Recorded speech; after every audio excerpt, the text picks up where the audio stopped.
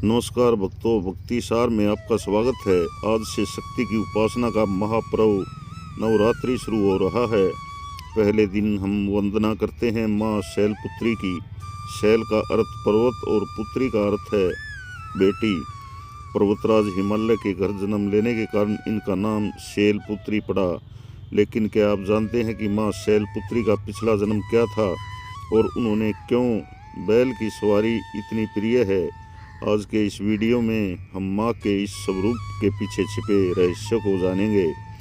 पौराणिक कथाओं के अनुसार माँ शैलपुत्री अपने जन्म में प्रजापति दक्ष की पुत्री थी। उनका विवाह भगवान शिव से हुआ था। एक बार राजा दक्ष ने एक विशाल यज्ञ का आयोजन किया जिसमें उन्होंने सभी देवी देवताओं को बुलाया, लेकिन भगवान शिव का अपमान करने के लिए उन्हें आमंत्रित नहीं किया। जब माता सती बिना बुलाए पिता के घर में पहुंची तो वहां उसके पति महादेव का घोर अपमान हुआ। इस अपमान को सहन न कर पाने के कारण माता सती ने उसी यज्ञ की अग्नि में कूदकर अपने प्राणों की आहुति दे दी। इसके बाद अगले जन्म में उन्होंने हिमालय के यहाँ शैलपुत्री के रूप में अवतार लिया। सती के आत्मदाह के बाद जब उन्होंने हिमालय के घर पार्वती या शैलपुत्री के रूप में जन्म लिया तो उनके मन में अपने पूर्व जन्म के स्वामी महादेव के प्रति अगाध प्रेम था। लेकिन महादेव सती के विरह में घोर तपस्या में लीन थे और उन्होंने संसार से मुख मोड़ लिया था। नारद मुनि के कहने पर माँ शैलपुत्री ने निश्चय किया कि वे कठोर तपस्या से शिव को प्रसन्न करेंगी। वे राजमहल की सुख सुविधाओं को त्याग कर घने जंगलों और बर्फीले पहाड़ों पर चली गई। हजारों सालों तक उन्होंने केवल फल और फूल खाकर समय बिताया और फिर केवल बेल पत्रों के सहारे जीवित रही, जिसके कारण उनका नाम अपर्णा पड़ा। अंत में उन्होंने जल और वायु को भी त्याग दिया और उनकी इस तपस्या से तीनों लोग कांपने लगे। कथा आती है कि माँ की परीक्षा लेने में स्वयं इंद्रदेव एक ब्राह्मण के वेश धरकर आए थे। उन्होंने शिव की बुराई करना शुरू कर दिया। उन्होंने कहा, हे देवी, आप इस भस्मधारी शमशान निवासी और गले में सांप लपेटने वाले के लिए इतना क्यों कष्ट सह रही हैं?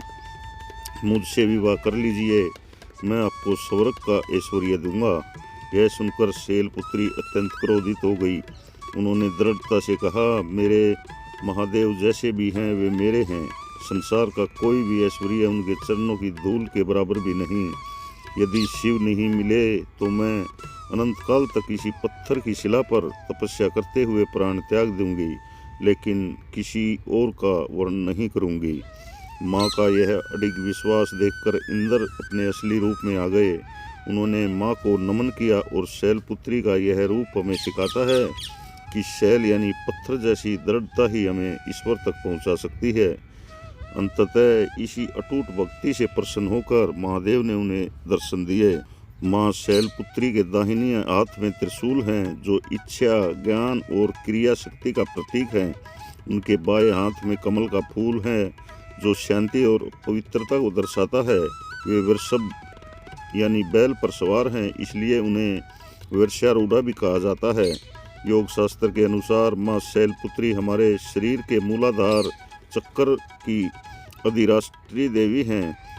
योग की साधना करने वाले साधक पहले दिन इसी चक्र पर ध्यान केंद्रित करते हैं ताकि उनकी आध्यात्मिक यात्रा की नींव मजबूत हो सके। माँ शैलपुत्री को सफ़ेद रंग अत्यंत प्रिय है जो शुद्धता का प्रतीक है। आज के दिन माँ को गाय के शुद्ध घी का भोग लगाना चाहिए। इससे आरोग्य और लंबी आयु का आशीर्वाद मिलता है। अगर आप आज के दिन पीले या सफ़ेद वस्त्र पहनकर माँ की पूजा करते हैं तो आपके जीवन में स्थिरता आती है, जैसे हिमालय पर्वत अडिग है। भक्तों, माँ शैलपुत्री हमें सिखाती है कि संकल्प में कितनी शक्ति होती है। जैसे उन्होंने कठिन तपस्या से महादेव को प्राप्त किया, वैसे ही हम भी अपने दृढ़ निश्चय से जीवन की हर बाधा को पार कर सकते हैं। आप सभी को पहले नवरात्रि की ढेर सारी शुभकामनाएं। कमेंट में जय माँ शैलपुत्री ज़रूर लिखें। कल हम मिलेंगे माँ के दूसरे रूप माँ ब्रह्मचारिणी की कथा के साथ। तब तक के लिए जुड़े रहें भक्ति सागर चैनल से। जय माता दी।